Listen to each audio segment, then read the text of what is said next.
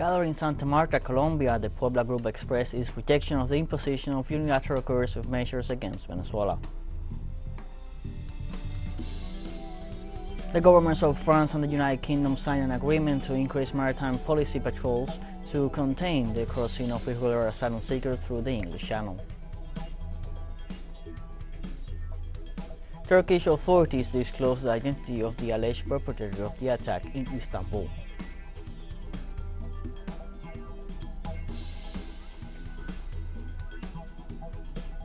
Hello, welcome to From the South. I'm Luis Alberto Matos from the teleSUR studios in Havana, Cuba. We begin with the news. The Puebla Group expressed its rejection of the imposition of unilateral coercive measures against Venezuela. In statements to the press during the 8th meeting of the political and academic group made up of representatives of the Latin American political left held in the city of Santa Marta in Colombia, the ambassador of Venezuela, Felix Plasencia, reiterated to a written document issued by this group in which its member leaders expressed their condemnation to the imposition of unilateral coercive measures against Venezuela. In such sense, all the countries demand the end of such measures. By means of this document and in a more general context, the need to relaunch a financial architecture in Latin America and the Caribbean, adapted to its needs and without impositions that threaten the sovereignty of the peoples, is highlighted.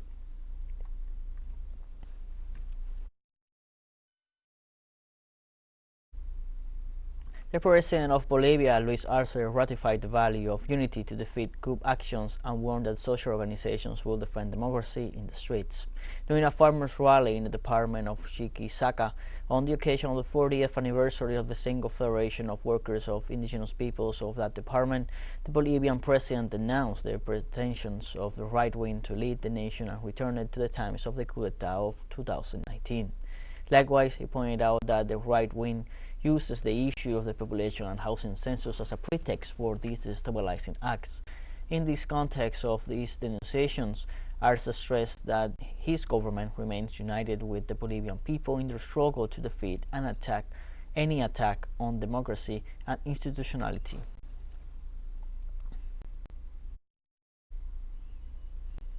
In Argentina, the attorneys for the Vice President, Cristina Fernandez, will question Judge Maria Eugenia Capuchetti on Monday, who is investigating the case of the attack she suffered on September 1st.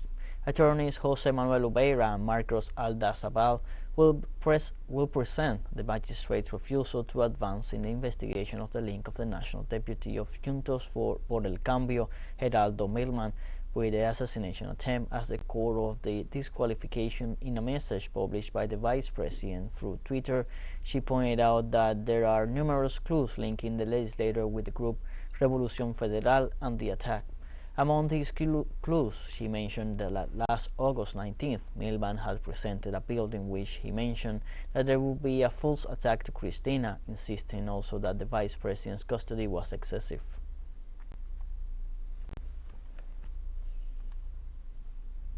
In Haiti, social and trade union organizations marched to demand an end to murders and police violence against journalists in the exercise.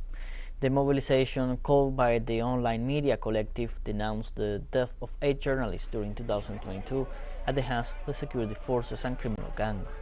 The march left from Camp de Mars in Port-au-Prince and walked to the police station of Mas 33, where journalist Romelson Wilson died, to lay a wreath. The journalists are pressuring the authorities not to cover any official press conference if they refuse to investigate the cases of the journalists murdered in the last month.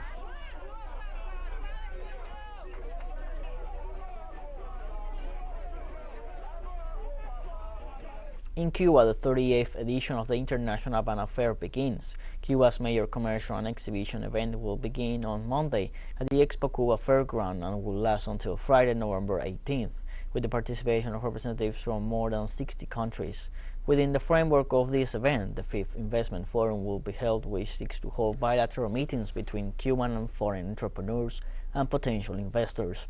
Activities will also be carried out to promote Cuban exportable assets, and several virtual business forums will be held for entrepreneurs who do not attend the event in person.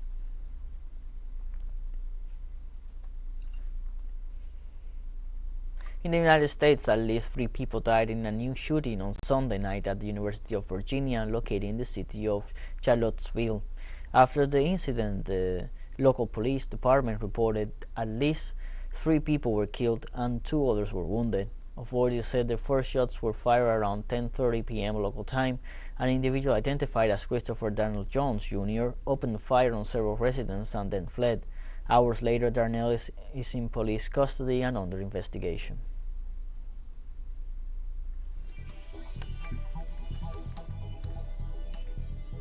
Let's take a short break, but first remember you can follow us on TikTok at the account at teleSUR English, in which you will be able to see news in different formats, news updates, and much more. Other stories coming up. Stay with us.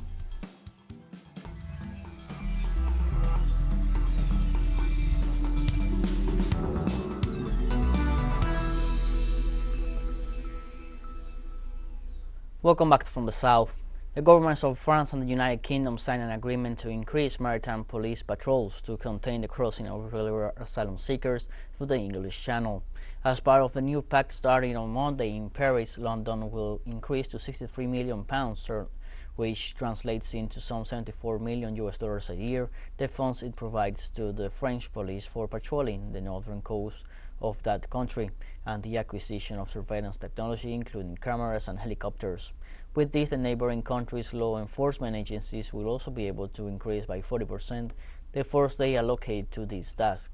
The signing of the agreement, which would be an extension of an existing pact, came a day after it was reported that so far this year more than 40,000 people have crossed the English Channel in rubber dinghies to seek asylum in British territory.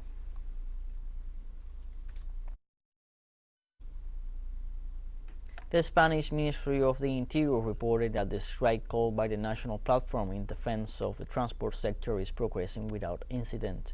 The strike began early on Monday morning in Madrid in an indefinite way to demand the government to comply with its commitments with the transport and freight sector.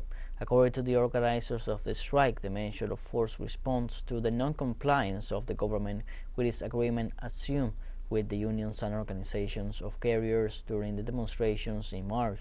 They also denounced that the authorities have not been vigilant in complying with the laws that control and prevent the carriers from working at a loss.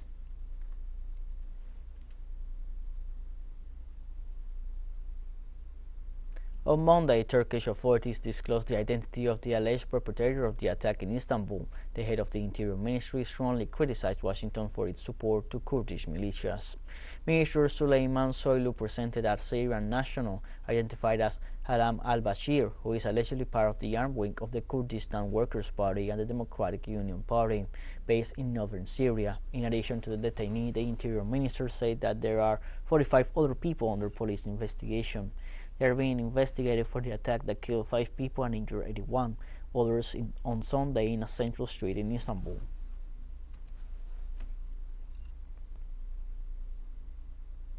The government of Turkey declared that it does not accept the condolences of the United States in relation to the terrorist attack in Istanbul. Turkey's Interior Minister Süleyman Soylu criticized the compassion expressed by Washington, which he called false, after the recent terrorist attack that left at least 6 dead and 81 injured in the Eurasian nation. Furthermore, the official assured that this is a message which will have a resounding response in the near future. Turkish authorities also announced that they already know where the attack was coordinated from, adding that the insincerity of the so-called allies is particularly evident. Early on Monday morning, the minister reported the arrest of the main suspect of leaving the bomb that exploded in the tourist pedestrian streets of Istiklal.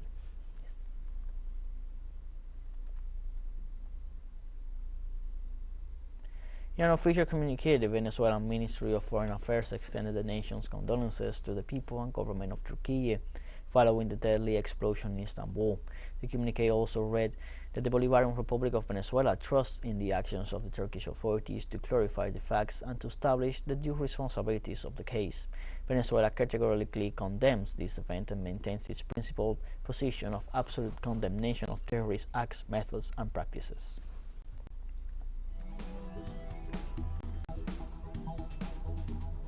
More news coming up after a final short break, so don't go away.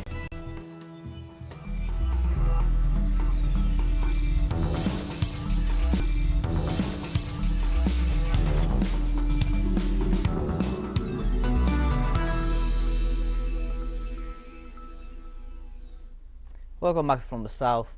The first meeting in Indonesia between the President of China Xi Jinping and his U.S. counterpart Joe Biden concludes in the framework of the G20 summit.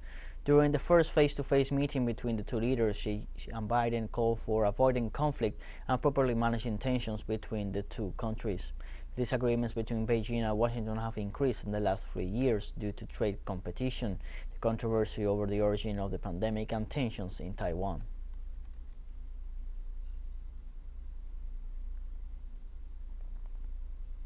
Israeli forces killed a young Palestinian woman in the town of Beit Tuna near Ramallah on Monday after carrying out several illegal arrests.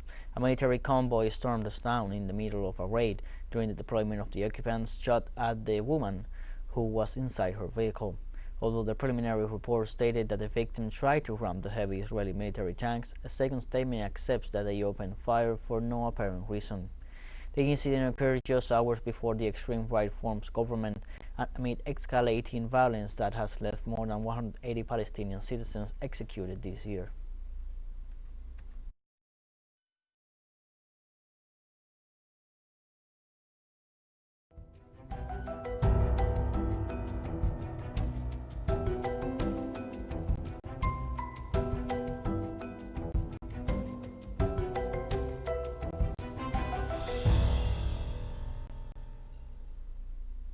In Colombia, authorities in Bogota declared public calamity state due to heavy rains that left at least 2 people dead and 1 missing this weekend. The mayor of the Colombian capital, Claudia Lopez, informed that in the face of this climatic situation, the unified command post will continue to be installed to attend the emergencies caused by the rainfall.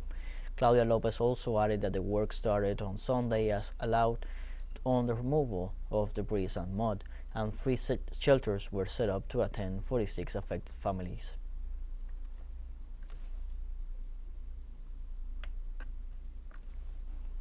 In Egypt, the United Nations Climate Change Conference COP27 continues to unfold. Almost 100 heads of state and 45,000 delegates from 200 countries participate in this event, which began on Sunday, November 6th and will last until Friday, November 18th.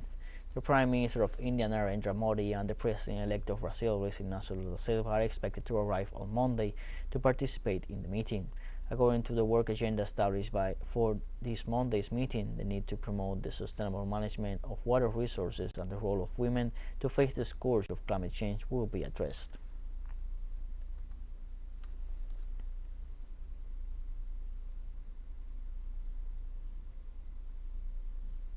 According to some media reports, the first week of the United Nations Conference of the Parties on Climate Change COP27 concluded with little progress at the global level. However, the South American countries announced the launching of an Amazon alliance to protect the planet's largest lung.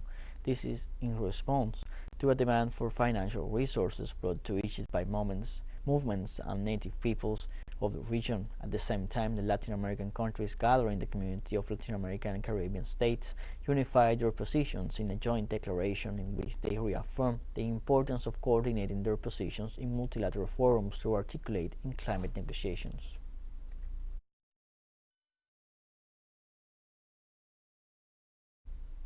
On Monday, dozens of climate activists at the COP27 climate summit in Egypt protested to pressure Western industrialized nations to pay for the destruction caused by climate change in the most vulnerable nations. We want to show our demand through dance, because these are the young people taking up on their stand. They are stepping up and they are leading the climate movement just to ask for the world leaders to listen to us, set up the facility for loss and damage. We need to accelerate ambition on the solar rooftop initiative in the European Union, because this will not only help us stop investing in a terrorist regime that is causing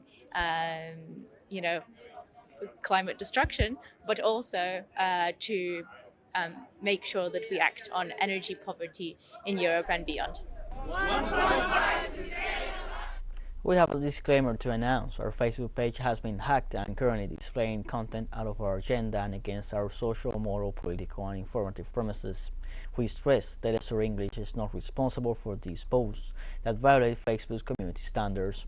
We hope this company will give us back our credentials as soon as possible and resume our regular posts on that social network.